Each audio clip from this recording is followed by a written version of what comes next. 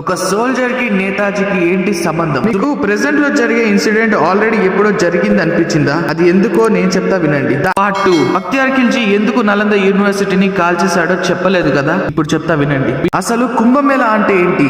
1,00,000 కోట్ల మంది ఎందుకు వెళ్తున్నారు చెప్తా వినండి. ఇంద్రుడు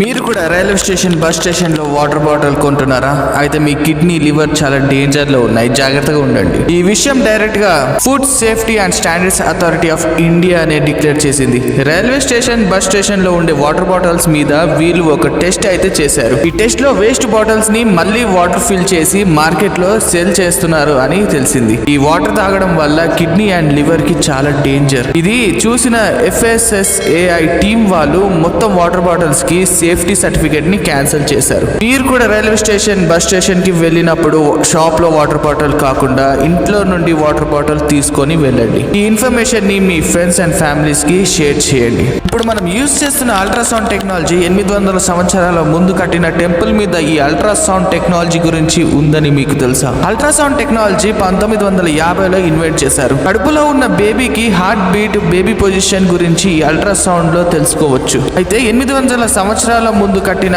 కామాక్షి అమ్మన్ టెంపుల్ లో ఒక బేబీ కడుపులో ఉన్నట్లు ఉంటుంది. ఇప్పుడు అల్ట్రాసౌండ్ టెక్ తో తీసిన పిక్స్ ఎలా ఉన్నాయో సేమ్ అలానే ఈ టెంపుల్ గోడల మీద ఇమేజెస్ ఉంటాయి. మరి 1950లో ఇన్నోవేట్ చేసిన అల్ట్రాసౌండ్ టెక్నాలజీ గురించి 800 సంవత్సరాల ముందు కామాక్షి అమ్మ టెంపుల్ మీద ఎలా ఉన్నాయి, అది ఎలా అంటే కామెంట్ చేయండి. బాయ్స్ ఇయర్ రింగ్స్ పెట్టుకోవడం వల్ల ఎన్ని బెనిఫిట్స్ ఉన్నాయో మీకు తెలుసా? ఇయర్ కి గోల్డ్ ఇయర్ రింగ్స్ పెట్టుకోవడం వల్ల మన దగ్గరికి నెగిటివ్ ఎనర్జీస్ లాంటివి ఏమి రావు. ఇయర్ రింగ్స్ పెట్టుకోవడం వల్ల మన ఐ విజన్ షార్ప్ అవుతుంది. ఇయర్ రింగ్స్ పెట్టుకోవడం వల్ల మన బ్రెయిన్ కూడా చాలా షార్ప్ అవుతుంది అండ్ బాయ్స్ లో కాన్ఫిడెన్స్ అనేది పెరుగుతుంది. అండ్ ఇయర్ కి హోల్ పెట్టడం వల్ల మైండ్ పీస్ఫుల్ గా ఉండడం మీరు ఫీల్ అవుతారు. ఎందుకంటే కొన్ని ప్రెషర్ పాయింట్స్ అనేవి ఉంటాయి. దాంతో మీ మైండ్ లో వస్తున్న నెగిటివ్ థాట్స్ వెళ్ళి పాజిటివ్ థాట్స్ అనేవి వస్తాయి. ఒక సోల్జర్ కి నేతాజీకి ఏంటి సంబంధం? సుభాష్ చంద్రబోస్ హిట్లర్ ని మీట్ అవ్వడానికి వెళ్ళినప్పుడు బోస్ లేకపోయినా కూడా ఇండియన్ ఆర్మీ అంత స్ట్రాంగ్ గా ఎలా ఉంది? నేతాజీ ఉన్నంత వరకు ఇండియన్ ఆర్మీకి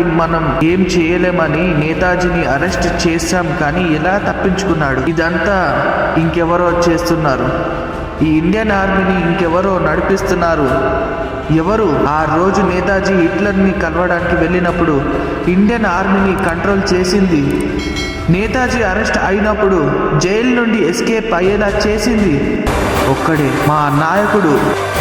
మీకు ప్రెసెంట్ లో జరిగే ఇన్సిడెంట్ ఆల్రెడీ ఎప్పుడో జరిగింది అనిపించిందా? అది ఎందుకో నేను చెప్తా వినండి. దాన్ని మనం డేజావో అంటాం. డేజావో అంటే ఫ్రెంచ్ లో ఆల్రెడీ సీన్ అని అర్థం. ఇది 15 నుంచి 25 సంవత్సరాల ఏజ్ గ్రూప్ వాళ్ళకి ఎక్కువగా జరుగుతుంది. సపోజ్ మనం ఒక ప్లేస్ నుంచి ఇంకో ప్లేస్ కి ట్రావెల్ చేసే టైంలో మనం చాలా చూస్తూ ఉంటాము బయట, కానీ అంత అబ్జర్వ్ చెయ్యము. కానీ మన ఐ కెమెరా లాగా అన్ని క్యాప్చర్ చేస్తుంది. సెన్స్ ఆర్గన్స్ అన్ని సెన్సెస్ లో ఉంటాయి. ఆ డేటా అంతా మన సబ్ కాన్షియస్ మైండ్ లో ఫీడ్ అయిపోయి ఉంటుంది. అలా మనం ఏదైనా ఆబ్జెక్ట్ ఆర్ ప్లేస్ ని విజిట్ చేసిన టైంలో మన బ్రెయిన్ లో ఉండే ఇన్ఫోతో మ్యాచ్ అవ్వచ్చు సమ్ టైమ్స్. అలా మన బ్రెయిన్ కి ఇల్యూజినేషన్ లా క్రియేట్ చేసుకునే స్పేస్ ఉంటుంది. సో అందుకే మనం డేజావు ఫీల్ అవుతాం. సైంటిస్టులు కూడా చెప్పలేకపోతున్నారు ఎగ్జాక్ట్లీ ఏంటి అని. కొంతమంది అయితే ప్యారలల్ యూనివర్స్ లో మన లాగా ఉండే వాళ్ళు మనకు సిగ్నల్స్ ఇస్తున్నారు అంటున్నారు. బిర్యానీ ఇండియాకి ఎలా వచ్చింది? బిర్యానీ అనే వర్డ్ పర్షియా నుంచి వచ్చింది. బిర్యానీ అండ్ బ్రింజ్. బిర్యాన్ అంటే రోస్ట్ చేయడం, బ్రింజ్ అంటే రైస్. బిర్యానీ అనేది ఒక వార్ ఫుడ్. వార్ చేసే టైంలో వాళ్ళకు ఈజీగా కుక్ చేస్తూ స్ట్రాంగ్ గా ఉండటానికి ఒక ఫుడ్ కావాల్సి వచ్చింది. ఆ టైంలో ప్రోటీన్ కోసం మీట్ అండ్ ఎనర్జీ కోసం క్రాబ్స్ బోత్ రైస్ మిక్స్ చేసి వాళ్ళకి ఫాస్ట్ గా ప్రిపేర్ చేసి సర్వ్ చేసేవాళ్ళు. పర్షియన్ మొఘల్స్ దగ్గర ఒరిజినేట్ అయిన బిర్యానీ నెక్స్ట్ సౌత్ ఈస్ట్ ఏషియాలో దమ్ బిర్యానీ లాగా కుక్ చేయడం స్టార్ట్ చేశారు. India is famous for spices కాబట్టి అన్ని రకాల స్పైసెస్ వేసి కుక్ చేయడం స్టార్ట్ చేశారు. అప్పటి నుంచి ఇండియాలో బిర్యానీ పుట్టింది. రకరకాలుగా రుచులు తగ్గట్టు డివైడ్ అయింది. కేరళలో మలబార్ బిర్యానీ, తమిళనాడులో దుండిగల్ బిర్యానీ, బెంగాల్లో కోల్కతా బిర్యానీ, కర్ణాటకలో ధోని బిర్యానీ, పాకిస్తాన్ లో సింధీ బిర్యానీ, అలా అని చాలా ఉన్నాయి. కింగ్ ఆఫ్ బిర్యానీ అంటే ఓన్లీ హైదరాబాద్ దమ్ బిర్యానీ. బిర్యానీ లవర్స్ ఎవరైనా ఉంటే ఈ వీడియోని వాళ్ళకి షేర్ చేయండి. అసలు కుంభమేళా అంటే ఏంటి? 1,00,000 కోట్ల మంది ఎందుకు వెళ్తున్నారు చెప్తా వినండి. ఇంద్రుడికి అసురులకి మధ్య జరిగే అమృతం కోసం యుద్ధంలో పాములోంచి పాయిజన్ కి కొంతమంది అసురులు మరణిస్తే వచ్చే అమృతం కోసం మిగిలిన పాయిజన్ ని శివుడు తాగేస్తాడు. అందుకే శివుడు కంఠం బ్లూ కలర్ లో ఉంటుంది. ఆ వచ్చిన అమృతాన్ని అసురుల నుంచి కాపాడడానికి విష్ణువు తెసులుతూ ఉంటే మోహిని అవతారంలో ఒక 4 డ్రాప్స్ 4 ప్లేసెస్ లో పడతాయి. అది హరిద్వార్, ప్రయాగ్రాజ్, నాసిక్, ఉజ్జయిన్ 4 ప్లేసెస్ లో మన కుంభమేళా చేసుకుంటాం. మహాకుంభమేళా 114 సంవత్సరాలకి ఒక్కసారి వస్తుంది. పురాణ కుంభమేళా ప్రతి 12 సంవత్సరాలకి వస్తుంది. అర్ధ కుంభమేళా ప్రతి 6 సంవత్సరాలకి ఒకసారి వస్తుంది. ప్రతి కుంభమేళకి time period sun, moon, Jupiter astrological position బట్టి డిసైడ్ చేస్తారు. ఈ కుంభమేళా ఎక్కడ మీకు కనిపించని సాధువులు, అఘోరీస్, హిమాలయస్ నుంచి ఎవరికి కనిపించని వాళ్ళు కూడా కుంభమేళాలో ప్రత్యక్షం అవుతారు అంట.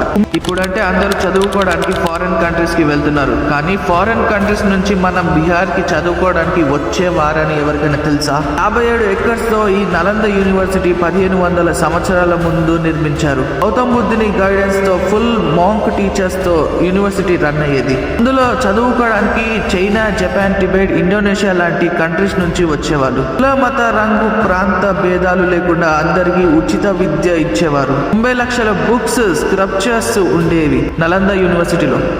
అక్కడ మనకు చదివే కాకుండా ఆయుర్వేదం, కలరి విద్య, నాట్యం, ఆస్ట్రాలజీ, మ్యాథ్స్ ఇలాంటి గొప్ప విద్యలు చెప్పే ప్లేస్ ని ఒకరోజు బక్తియార్ ఖిల్జీ అనే రాజు కాల్చేశారు తన సైన్యంతో. నలంద యూనివర్సిటీలో ఉన్న 90 లక్షల బుక్స్, స్క్రిప్చర్స్ మొత్తం కాలిపోయాయి. అవి పూర్తిగా కాలడానికి 3 months టైం పట్టింది. నలంద యూనివర్సిటీలో గ్రంథాలు కనుక ఈ రోజు ఉంటే మన దేశం చాలా ముందు ఉండేది. బక్తియార్ ఖిల్జీ సైన్యం అంటించిన మంటలో వేలాది మోంక్స్ కాలిపోయారు. బక్తియార్ ఖిల్జీ ఎందుకు కాల్చేశాడో పార్ట్ 2. బక్తియార్ ఖిల్జీ ఎందుకు నలంద యూనివర్సిటీని కాల్చేశాడో చెప్పలేదు కదా, ఇప్పుడు చెప్తా వినండి. బీహార్ లో ఉంటూనే బక్తియార్ ఖిల్జీకి జబ్బు చేసింది. ఇస్లాం మత వైద్యులు ఏం చేయలేకపోయారు. నలందలో ఆచార్య రాహుల్ శ్రీభద్ర ఆయుర్వేద వైద్యుడు మాత్రమే నయం చేయగలడు అని ఖిల్జీకి తెలిసింది. వైద్యం చేయడానికి ఆచార్య వచ్చాడు పిలవడంతో. కానీ ఖిల్జీ ముట్టుకోకుండా వైద్యం చేయమని చెప్తాడు. అది విని ఆచార్య నవ్వి తన చేతుల్లో ఖురాన్ పెట్టి చదువు, నయం అవుతుందని చెప్పి వెళ్ళాడు. ఖురాన్ చదివిన ఖిల్జీకి నయం అయిపోయింది. ఎలా అంటే మెడిసిన్ ని ఆచార్య ఖురాన్కి పూసి ఇచ్చాడు.